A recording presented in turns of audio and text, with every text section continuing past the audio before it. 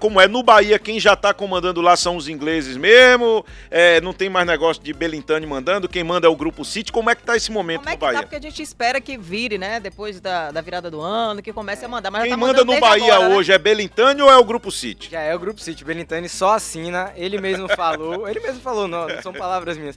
No final de semana a gente teve a votação da SAF, a torcida do Bahia aprovou, né, com 98,6%, foi de porrada assim a votação. E as primeiras palavras de Belintani foram: está aceito o acordo, está aceita a proposta do Grupo City. Então, a partir de agora, quem dá a bola da vez lá é o Grupo City. Belintani ainda assina. Os próximos meses vão ser marcados por um processo de transição, mas já é o Grupo City quem toma as decisões. Inclusive, o Bahia já tem um treinador, ainda não foi anunciado oficialmente pelo É clube. um Portuga, né? De português para português. A gente tá falando de Cristiano Ronaldo e é o Renato Paiva, de 52 anos, quem vai ser o treinador do Bahia. Ele deve chegar hoje aqui no Brasil. Ele estava no México, que foi o último trabalho que ele fez, foi no León do México. Então, ele tá embarcando, ele deve chegar hoje pela tarde aqui no Brasil.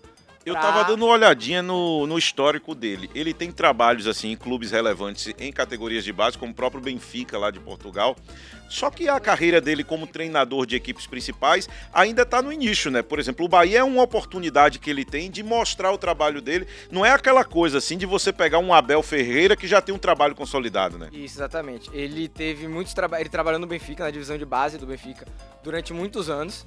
Depois ele chegou a treinar o Benfica B durante algum período. E aí ele iniciou o trabalho em clubes profissionais, que foi no Independente Del Valle, do Equador. Lá ele chegou a ser campeão equatoriano, disputou a Libertadores do ano passado, em 2021, caiu na primeira... se não me engano, ele passou de fase, mas caiu logo nas oitavas. E foi surpresa pra vocês ter chamado eles? Ou você Foi já surpresa porque não estava sendo especulado. A gente que trabalha com a imprensa, a gente fica o tempo todo ali. Ó, por exemplo, o primeiro nome a se falar foi o do Vojvoda, né? Que foi falado no Vasco, em outros clubes. A gente fica monitorando. Eu, particularmente, quando eu vi a notícia, me pegou de surpresa. Não sei se o Teles também foi. Falaram bastante de Zago também, por ele ter Antônio Carlos Zago. em um clube também gerido pelo Grupo City.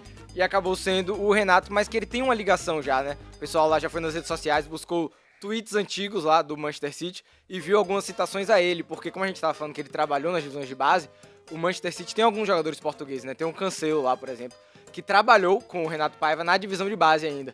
Então ele tem alguns outros jogadores até portugueses, não do Manchester City, mas que estão na Copa, como o João Félix também, que é uma promessa do futebol português, também trabalhou com ele na base do Benfica. Então é um treinador que já passou pelo processo de formação de alguns jogadores, e isso casa um pouco com o que Belintani e outros profissionais do Bahia vieram falando pra gente nesses últimos meses sobre a ideia do Bahia, né? Que não é porque o Bahia fechou agora com o Grupo City que vão chegar grandes contratações, que já vai descer um caminhão de dinheiro aqui.